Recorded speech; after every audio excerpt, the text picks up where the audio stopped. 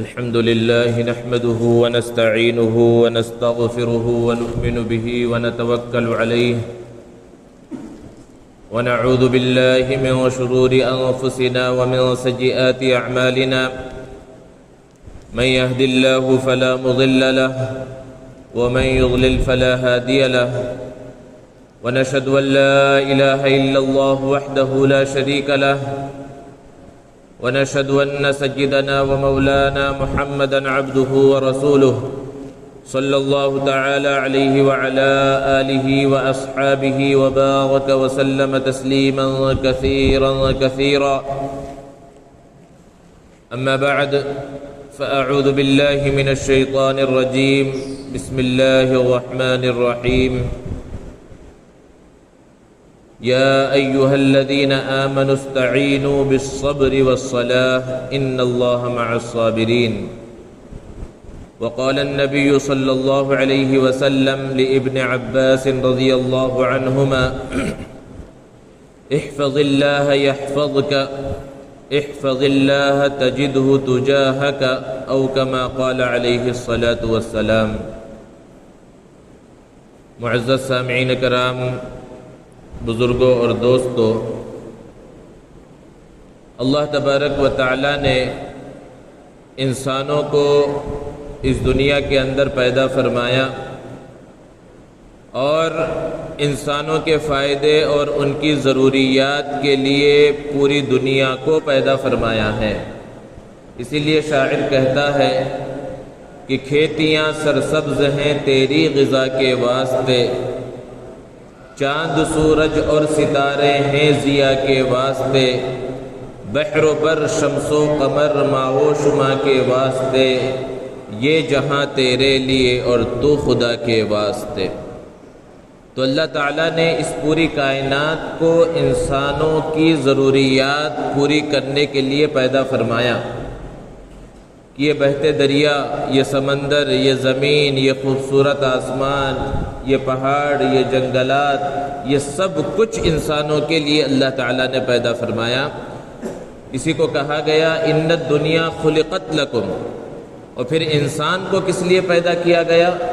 وَإِنَّكُمْ خُلِقْتُمْ لِلْآخِرَةِ، کہ تمہیں آخرت کے لیے پیدا کیا گیا ہے کہ ان ساری چیزوں کو استعمال کرو، ان سے فائدہ اٹھاؤ، لیکن آخرت کی تیاری کرتے رہو، اللہ کے حکموں پر چلتے رہو، نبی کریم صلی اللہ علیہ وسلم کے طریقے کے مطابق زندگی گزارو، تو اس کے اندر تمہارے لیے کامیابی ہے۔ دوستو، اللہ کے رسول صلی اللہ علیہ وسلم نے صحابہ کرام رضوان اللہ تعالی علیہم اجمعین کو مختلف اوقات میں مختلف نصیحتیں فرمائی ہیں کہ اگر ایک انسان ان نصیحتوں پر عمل پیرا ہو جائے، ان نصیحتوں کو اپنی زندگی کے اندر اتار لے تو وہ کامیاب ہو جائے گا۔ نصیحت کہا کسے جاتا ہے؟ نصیحت کے معنی ہے خیر خواہی کے۔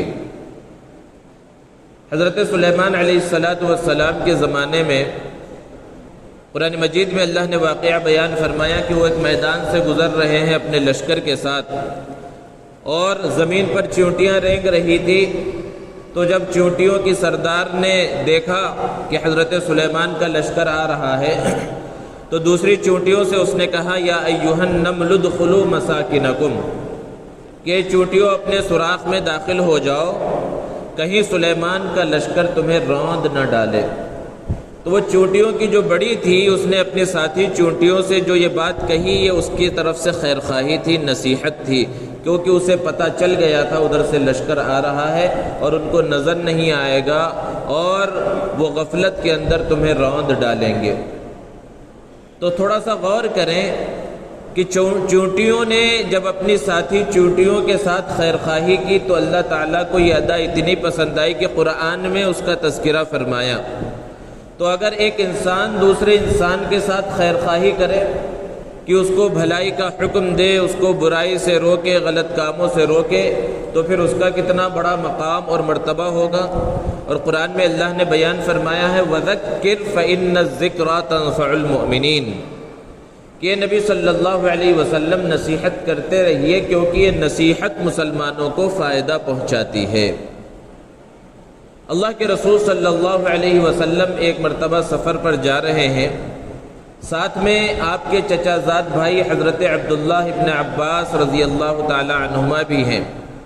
حضرت عبداللہ ابن عباس رضی اللہ عنہما کا شمار اصاغر صحابہ میں ہوتا ہے۔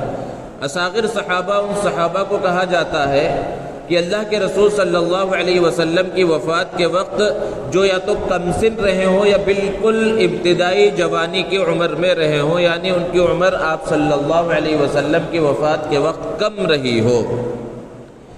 روایتوں کے اندر ہے کہ جس وقت اللہ کے رسول صلی اللہ علیہ وسلم کی وفات ہوئی، حضرت عبداللہ ابن عباس رضی اللہ تعالی عنہما کی عمر صرف 13 سال تھی۔ اتنی مختصر سی عمر ہے، لیکن آپ احادیث کے ذخیرے کو اٹھا کر دیکھیں تو اللہ کے رسول صلی اللہ علیہ وسلم سے بے شمار احادیث انہوں نے نقل کی ہیں، ان سے مروی ہیں۔ تو وہ خود بیان فرماتے ہیں کہ اللہ کے رسول صلی اللہ علیہ وسلم سفر میں ہیں، خچر پر تشریف فرما ہے، میں آپ صلی اللہ علیہ وسلم کے پیچھے بیٹھا ہوا تھا۔ آپ صلی اللہ علیہ وسلم نے مجھے مخاطب کیا، یا غلام، اے بچے۔ اس طرح کہنے کا مقصد یہ تھا کہ میں اچھے سے متوجہ ہو جاؤں۔ اس کے بعد اللہ کے رسول صلی اللہ علیہ وسلم نے مجھے چند نصیحتیں فرمائیں، جس میں سے پہلی نصیحت حضرت عبداللہ ابن عباس رضی اللہ تعالی عنہما کو آپ صلی اللہ علیہ وسلم نے یہ فرمائی، احفظ اللہ یحفظک، کہ تم اللہ کا خیال کرو، اللہ تمہارا خیال رکھے گا۔ اللہ کے خیال رکھنے کا مقصد کیا ہے؟ کہ اللہ کے دین کا خیال کرو، اللہ کے دین کی حفاظت میں لگ جاؤ۔ قرآن میں اللہ نے اس کو دوسری جگہ پر بیان فرمایا کہ ان تنصروا اللہ ینصرکم، کہ اگر تم اللہ کی مدد کرو گے تو اللہ تمہاری مدد کرے گا۔ بھلا اللہ کو مدد کی کیا ضرورت ہے؟ یہاں مراد یہی ہے کہ اللہ کی مدد سے مراد اللہ کے دین کی مدد ہے، کہ اگر تم اللہ کے دین کی مدد کرو گے تو اللہ تمہاری مدد کرے گا۔ محدثین نے اس حدیث کی تفسیر میں بیان فرمایا کہ الفاظ بہت جامع ہیں، لیکن اس کے اندر معانی کا سمندر ہے کہ تم اللہ کا خیال کرو، اللہ کا خیال رکھو۔ مختصر سے الفاظ ہیں، لیکن بڑی لمبی تفصیل اس کے اندر آ سکتی ہے کہ جن جن باتوں کا اللہ تعالیٰ نے حکم دیا ہے ان سب باتوں پر عمل کرو، جن جن چیزوں سے منع کیا گیا ہے ان سب چیزوں سے رک جاؤ۔ یہ اللہ کے خیال رکھنے کا مطلب ہے کہ اگر تم کاروبار کر رہے ہو تو کاروبار کے اندر جائز ناجائز کا خیال رکھو۔ کوئی چیز وزن کر کے دے رہے ہو تو اس کے اندر ناپ تول میں کمی نہ کرو۔ اگر تم ملازمت کر رہے ہو تو ملازمت صحیح انداز میں کرو۔ اگر تم والد ہو تو اپنے اولاد کا صحیح طرح سے خیال رکھو۔ اگر تم بیٹے ہو تو اپنے والدین کی صحیح طرح سے قدر کرو۔ غرض یہ کہ زندگی کے ہر معاملے میں، ہر شعبے کے اندر اللہ اور اس کے رسول کے حکموں کے مطابق جو بندہ زندگی گزارتا ہے وہ کامیاب ہوتا ہے، اور وہ اس حدیث پر عمل کرنے والا ہوتا ہے۔ اس کے بارے میں یہ کہا جا سکتا ہے کہ ہاں، یہ اللہ کے دین کی مدد کر رہا ہے، یہ اللہ کا خیال رکھ رہا ہے۔ باہر بازار میں نکلو تو اپنی آنکھوں کی حفاظت کرو، اپنے کانوں کی حفاظت کرو، اپنی زبان کی حفاظت کرو، اپنے پورے جسم کی حفاظت کرو۔ یہ ساری تفصیل اس حدیث کے ایک ٹکڑے کے اندر آ سکتی ہے۔ حضرت لقمان کا نام آپ نے سنا ہوگا۔ قرآن مجید میں اللہ نے پوری ایک سورت ان کے نام پر نازل فرمائی، اور ان کی چند نصیحتیں جو انہوں نے اپنے بیٹے کو کی تھی اس کو قرآن میں بھی اللہ نے بیان فرمایا۔ لیکن اس کے علاوہ روایتوں کے اندر ہے کہ 6000 نصیحتیں ان سے منقول ہیں، اور بعض روایتوں میں ہے کہ 4000 نصیحتیں جو الگ الگ کتابوں کے اندر موجود ہیں ان سے منقول ہیں۔ ایک مرتبہ انہوں نے اپنے بیٹے سے کہا کہ وہ 4000 نصیحتوں کا خلاصہ میں 4 نصیحتوں میں تمہارے سامنے پیش کر رہا ہوں۔ وہ 4 نصیحتیں کیا ہیں؟ احفظ لسانک فی مجالس الناس، کہ تم اپنی زبان کی حفاظت کرو لوگوں کے مجمع میں۔ تنہائی میں تو زبان کی حفاظت ہی ہوتی ہے، اکیلا آدمی ہوگا تو کیا زبان خراب ہوگی؟ وہ یا تو کچھ پڑھ رہا ہوگا یا خاموش ہوگا۔ جب لوگوں کے درمیان ہے تب زبان کی حفاظت کرنا، کسی کو گالی نہ دینا، کسی کو برا بھلا نہ کہنا، کسی کی غیبت نہ کرنا، جھوٹ نہ بولنا۔ کسی کے لیے سازشیں نہ کرنا اس زبان کے ذریعے، یہ ہے لوگوں کے درمیان اپنی زبان کی حفاظت کرنے کا مطلب۔ اور پھر فرمایا احفظ معدتک علی الطعام، کہ جب دسترخوان پر بیٹھو تو اپنے معدے کی حفاظت کرو، اپنے پیٹ کا خیال رکھو۔ یہ نہیں کہ بس کھانا آ گیا تو حد سے زیادہ کھاتے چلے جا رہے ہیں، کیونکہ یہ معدہ جب صحیح ہوگا تو پورا جسم تمہارا صحیح ہوگا، تمہاری صحت صحیح ہوگی۔ ایک یہ نصیحت فرمائی، اور پھر اگلی نصیحت فرمائی احفظ بصرک احفظ عینک فی بیوت الناس، کہ اپنی آنکھ کی حفاظت کرو لوگوں کے گھروں میں۔ یہ اس زمانے کے اعتبار سے کہا گیا کہ اگر تم کسی کے گھر پر گئے، دروازے پر دستک دی تو پردے کا خیال رکھو، یعنی اس انداز میں کھڑے ہو کہ بے پردگی نہ ہو، یا مہمان بن کر تم اندر چلے گئے تب وہاں پر اپنی آنکھوں کی حفاظت کرو۔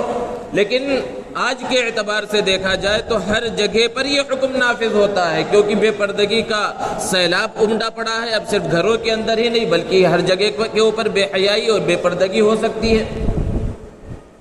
اور پھر اس کے بعد بیان فرمایا احفظ قلبک فی الصلاۃ، اپنے دل کی حفاظت کرو نماز کے اندر، کیونکہ بندہ جب نماز کے اندر کھڑا ہوتا ہے تو وہ پڑھنا چاہتا ہے نماز خشوع خضوع کے ساتھ، لیکن شیطان اس طرح اسے بہکاتا ہے کہ دنیا جہان کی چیزیں جو کبھی اس کے دماغ میں خیال میں نہیں آتی ہے وہ سب نماز کے اندر آتی ہے۔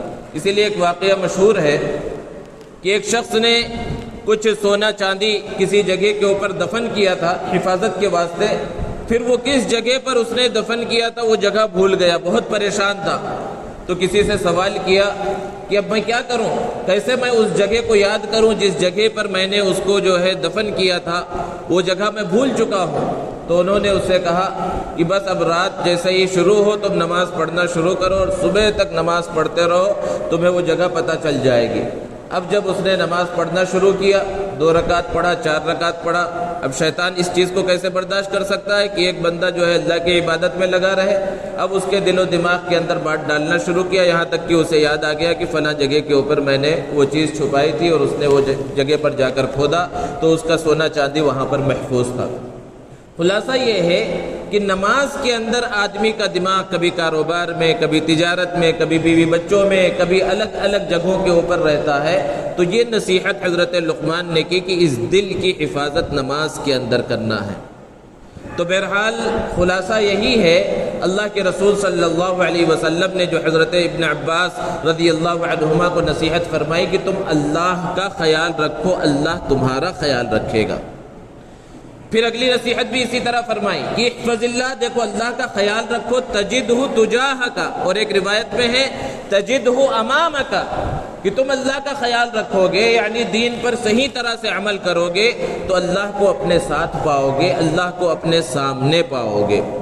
اللہ نے قرآن میں جگہ جگہ پر اس بات کو بیان فرمایا انی معکم، کہ میں تمہارے ساتھ ہوں، انی قریب، میں بہت قریب ہوں، بلکہ یہاں تک فرمایا کہ نحن اقرب الیہ من حبل الورید، کہ ہم تمہاری جو شہ رگ ہے اس شہ رگ سے بھی زیادہ قریب ہے۔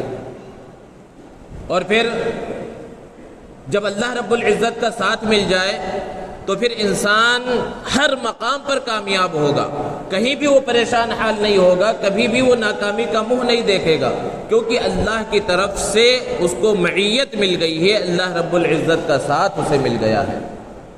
پھر اگلی نصیحت اللہ کے رسول صلی اللہ علیہ وسلم نے اپنے چچا زاد بھائی حضرت عبداللہ ابن عباس کو فرمائی اذا سألت فاسأل اللہ، کہ جب تمہیں کچھ مانگنا ہو تو اللہ رب العزت سے مانگو۔ اللہ تبارک و تعالیٰ کو مانگنا بہت پسند ہے کہ بندہ اللہ رب العزت سے مانگے۔ دنیا والے چاہتے ہیں کہ کوئی ہم سے کچھ سوال نہ کرے، مانگنا انہیں پسند نہیں ہے کہ کوئی ان سے کچھ مانگے، جبکہ اللہ رب العزت کا حال یہ ہے۔ پیارے آقا صلی اللہ علیہ وسلم نے ارشاد فرمایا من لم يسأل اللہ یغضب علیہ، کہ جو اللہ سے نہیں مانگتا اللہ رب العزت اس سے ناراض ہو جاتے ہیں۔ تو اللہ تعالیٰ تو مانگنے سے خوش ہوتے ہیں، اور اللہ کا دربار ہمیشہ کھلا ہوا ہے. جب بندہ آ جائے لا تأخذہ سنۃ ولا نوم، اسے نہ نیند آتی ہے نہ اونگ آتی ہے. جبکہ دنیا والے اگر اس مقام پر پہنچ جائے جہاں کچھ وہ دے سکتے ہوں دنیا والوں کو، تو بھی ان کا کچھ وقت متعین ہے، اتنے بجے آؤ اتنے بجے آؤ، دن میں دربار کھلا ہے رات میں بند ہو گیا. جبکہ اللہ کا دربار ایسا دربار ہے کہ وہ ہمیشہ کھلا ہے. تھوڑا مانگو تو بھی خوش، زیادہ مانگو تو بھی خوش. تو جو بھی مانگنا ہے اللہ رب العزت سے مانگو. پھر فرمایا، اگلی نصیحت فرمائی وَإِذَا اسْتَعَنْتَ فَاسْتَعِنْ بِاللَّهِ، اور جب تمہیں کچھ مدد طلب کرنا ہو تو اللہ سے مدد طلب کرو. اللہ کے علاوہ کسی اور سے مدد طلب کرو، مدد طلب مت کرو. ہاں اسباب کے درجے میں کسی سے کچھ مانگ کر اس کو استعمال کرنا وہ الگ چیز ہے، لیکن کچھ اہم چیز مانگنا ہے تو اس کے بارے میں یہ عقیدہ ہونا چاہیے کہ یہ چیز اللہ رب العزت ہی دے سکتی ہے، اللہ رب العزت کی ذات ہی ہمیں یہ عطا کر سکتی ہے. یہ چیز، یہ عقیدہ ہمارے ذہن میں ہونا چاہیے. اور ہر نماز کے اندر ہم اس کا تکرار کرتے رہتے ہیں، بار بار یہ کہتے رہتے ہیں ایاک نعبد و ایاک نستعین، کہ پروردگار ہم تیری ہی عبادت کرتے ہیں اور تجھی سے مدد طلب کرتے ہیں. تو جب ہم اپنی زبان سے یہ کہہ رہے ہیں، ہر نماز کی ہر رکعت میں ہم اس کا اقرار کر رہے ہیں، تو ہمارا عمل بھی اسی طرح ہونا چاہیے کہ ہمارے یہ ہاتھ دنیا والوں کے سامنے نہ اٹھے، بلکہ صرف اور صرف اللہ کے سامنے ہمارے یہ ہاتھ اٹھے، اور جو بھی مانگنا ہو وہ ہم صرف اور صرف اللہ رب العزت سے مانگے. اسی کے اندر کامیابی ہے. پھر اس کے بعد اگلی نصیحت حضرت عبداللہ ابن عباس رضی اللہ تعالی عنہما کو اللہ کے رسول صلی اللہ علیہ وسلم نے فرمائی وَاعْلَمْ، کہ دیکھو اچھے سے اس بات کو جان لو کہ اگر پوری دنیا مل کر تمہیں کچھ نقصان پہنچانا چاہے تو وہ ہرگز تمہیں کچھ نقصان نہیں پہنچا سکتے. ہاں اتنا ہی نقصان پہنچا سکتے ہیں جتنا اللہ تبارک و تعالی نے تمہارے مقدر کے اندر لکھ دیا ہے. اور پھر فرمایا کہ اگر سب کے سب مل کر تمہیں کچھ فائدہ پہنچانا چاہیں تو وہ تمہیں کچھ بھی فائدہ نہیں پہنچا سکتے. ہاں اتنا ہی فائدہ پہنچا سکتے ہیں جتنا اللہ تبارک و تعالی نے تمہارے مقدر کے اندر لکھ دیا. اور آگے فرمایا رفعت الاقلام وجفت الصحف، کہ قلم اٹھا دیا گیا ہے، صحیفے خشک ہو گئے ہیں. مطلب یہ سب چیزیں مقدرات میں سے ہیں، یہ سب چیزیں تقدیر میں سے ہیں کہ اللہ تبارک و تعالی نے جب اس کائنات کو پیدا فرمایا تو سب سے پہلے قلم کو پیدا فرمایا، اور پیدا فرمانے کے بعد اس سے کہا لکھ ڈال. تو اس نے پوچھا کیا لکھوں؟ تو اللہ تبارک و تعالی نے کہا کہ تقدیر کو لکھ ڈال، اب سے لے کر آخر تک جو کچھ ہونے والا ہے اس کو لکھ ڈال. تو وہ سب کچھ پہلے لکھا جا چکا ہے کہ کس کو کتنا ملنا ہے، کس کو کتنا نہیں ملنا ہے. کسی نے کچھ فائدہ پہنچا بھی دیا تو وہ اللہ کے حکم سے فائدہ پہنچایا ہے. یہ عقیدہ ہمارے دل و دماغ کے اندر ہونا چاہیے. اس کو اللہ کے رسول صلی اللہ علیہ وسلم نے یہاں پر صراحت کے ساتھ بیان فرمایا. اور پھر آگے بیان فرمایا اسی بات کی صراحت کے ساتھ ایک دوسری حدیث کے اندر کہ اس بات کو جان لو کہ تمہیں جو چیز پہنچ گئی وہ تم سے چھوٹنے والی نہیں تھی. انما اصابک لم یکن لیخطئک. اور پھر آگے فرمایا وانما اخطأک لم یکن لیصیبک. اور جو تم سے چھوٹ گیا، جو چیز تم سے نہیں، تو تم کو نہیں پہنچی، تمہیں نہیں ملی، وہ تمہیں ہرگز نہیں ملنے والی تھی. اب آدمی اس کے اندر اپنے دماغ کو چلاتا ہے، اپنی زبان استعمال کرتا ہے اور کہتا ہے کہ بھئی ایسا کر لیتے تو ویسا ہو جاتا، ان سے ملاقات کر لیتے تو کام ہو جاتا، ان سے ملاقات کر لیتے تو کام ہو جاتا، اگر یہ کھاتے تو ہو سکتا وہ بیماری نہ ہوتی، یہ پرہیز کر لیتے تو ویسا ہو جاتا. یہ سب باتیں ایسی ہیں جو اللہ رب العزت سے اور اللہ کی ذات پر جو مضبوط عقیدہ ہونا چاہیے، اس کے اوپر جو ایمان ہونا چاہیے، اس ایمان کو یہ کمزور کر دیتی ہے. کیونکہ پیارے آقا صلی اللہ علیہ وسلم نے صراحت کے ساتھ اس بات کو بیان فرما دیا کہ جو چیز تمہیں ملنے والی تھی اس کو پوری دنیا کی طاقت مل کر روک نہیں سکتی، اور جو تمہیں نہیں ملنے والی تھی، نہیں پہنچنے والی تھی، پوری دنیا مل کر بھی اسے تم تک نہیں پہنچا سکتی، اس سے تمہارا فائدہ نہیں کرا سکتی ہے. یہ حقیقت ہے. یہ نصیحت حضرت ابن عباس رضی اللہ تعالی عنہما کو اللہ کے رسول صلی اللہ علیہ وسلم نے فرمائی. اور پھر فرمایا کہ جب خوشی کا موقع ہو تو تم اللہ کو یاد کرو تو تمہاری پریشانی کے موقع پر اللہ تبارک و تعالیٰ تمہیں یاد رکھے گا۔ اب ہمارا حال کیا ہے کہ ہم خوشی کے موقع پر اللہ کو بھول جاتے ہیں۔ خوشی کا جب موقع آیا تو پوری دنیا والے یاد ہیں، عزیز اقارب رشتہ دار سب یاد ہیں۔ سب سے بڑا خوشی کا موقع انسان کی زندگی میں شادی کا ہوتا ہے، اولاد کا ہوتا ہے۔ ایسے مواقع پر انسان سب کو یاد رکھتا ہے کہ سب کو خوش کر لے۔ خاص طور پر شادی کا موقع آیا تو ہر ایک کی خواہشات کو پورا کرنے کی فکر اور کوشش کی جاتی ہے، یہاں تک کہ یہ کوشش کی جاتی ہے کہ ہمارے گھر میں جو کام کرنے والے لوگ ہیں ان کی خواہشات کو بھی پورا کر دیا جائے، اور کرنا بھی چاہیے۔ لیکن ایسے موقع پر اللہ رب العزت کی کیا خواہش ہے، اللہ کا کیا فرمان ہے، اللہ کی کیا چاہت ہے، اس کی طرف ذرہ برابر توجہ نہیں جاتی۔ اللہ کب یاد آتا ہے، اللہ کی ذات کب یاد آتی ہے؟ جب انسان مصیبتوں کے اندر پھنس جاتا ہے، پریشان ہو جاتا ہے، تب اس وقت اللہ کی یاد آتی ہے۔ اسی لیے اللہ کے رسول صلی اللہ علیہ وسلم نے فرمایا کہ اپنے خوشی کے موقع پر تم اللہ کو یاد رکھو گے تو تمہاری پریشانی کے موقع پر اللہ رب العزت تمہیں یاد رکھے گا۔ اس کے بعد اگلی نصیحت اللہ کے رسول صلی اللہ علیہ وسلم نے فرمائی حضرت عبداللہ ابن عباس کو، وَعْلَمْ کہ اس بات کو بھی اچھے سے جان لو، أَنَّ النَّصْرَ مَعَ الصَّبْرِ کہ اللہ کی جو مدد آتی ہے وہ صبر کے ساتھ آتی ہے۔ قرآن میں اللہ نے اس کو بیان فرمایا ہے، یا ایھا الذین آمنوا استعینوا بالصبر والصلاۃ کہ ایمان والو اللہ سے مدد طلب کرو صبر کے ذریعے اور نماز کے ذریعے۔ صبر بہت اہم چیز ہے کہ دنیا کے اندر کوئی مصیبت آ جائے، کوئی پریشانی آ جائے، کوئی تکلیف آ جائے تو اس کے اوپر صبر کرنا۔ اور صبر پہلی مصیبت آنے کے وقت ہوتا ہے، الصبر عند الصدمۃ الاولی کہ جب مصیبت انسان کے اوپر پہنچی اس وقت صبر کرنا۔ وقت گزرنے کے ساتھ ساتھ تو ہر ایک کو صبر آ ہی جاتا ہے، جس وقت مصیبت پہنچی اس وقت صبر کرنا۔ اور صبر کا یہ مطلب نہیں ہے کہ آنکھ سے آنسو کے قطرے نہ نکلے۔ اللہ کے رسول صلی اللہ علیہ وسلم کے صاحبزادے کا انتقال ہوا، اللہ کے رسول صلی اللہ علیہ وسلم کی آنکھوں سے آنسو نکلے، وہ غم کے آنسو ہے، اس کو آدمی نہیں روک سکتا، وہ صبر کے خلاف نہیں ہے۔ صبر کے خلاف کیا چیز ہے کہ اس طرح رونا پیٹنا کرنے لگنا کہ پورے محلے کے اندر سنائی دے اور اللہ کی ذات کو بھول جائے، نبی کے طریقے کو بھول جائے، یہ صبر کے خلاف کام کرنا ہے۔ اور پھر جو صبر کرتے ہیں ان کی صفت اللہ تبارک و تعالیٰ نے سورہ بقرہ کے اندر بیان فرمائی کہ جب ان کے اوپر ہر طرف سے مصیبتیں پہنچتی ہیں تو اللہ رب العزت کی ذات پر وہ صبر کرتے ہیں، تو اللہ رب العزت نے بیان فرمایا وَبَشِّرِ الصَّابِرِينَ کہ ایسے صبر کرنے والوں کو خوشخبری سنا دیجئے کہ جب ان کے اوپر مصیبت پہنچتی ہے، پریشانی پہنچتی ہے، جتنی بڑی پریشانی پہنچ جائے ان کا تو صرف یہ کہنا ہوتا ہے اِنَّا لِلَّهِ وَإِنَّا إِلَيْهِ رَاجِعُونَ کہ تو ہم تو اللہ ہی کے لیے ہیں، اللہ ہی کی ملکیت میں ہیں، ہمیں بھی ایک دن اللہ ہی کی طرف لوٹ کر چلے جانا ہے۔ بس زیادہ واویلا نہیں کرتے، زیادہ پریشان نہیں ہوتے، تو ایسے لوگ ہیں جو کامیاب ہونے والے ہیں۔ تو یہ نصیحت حضرت عبداللہ ابن عباس رضی اللہ تعالی عنہما کو اللہ کے رسول صلی اللہ علیہ وسلم نے فرمائی۔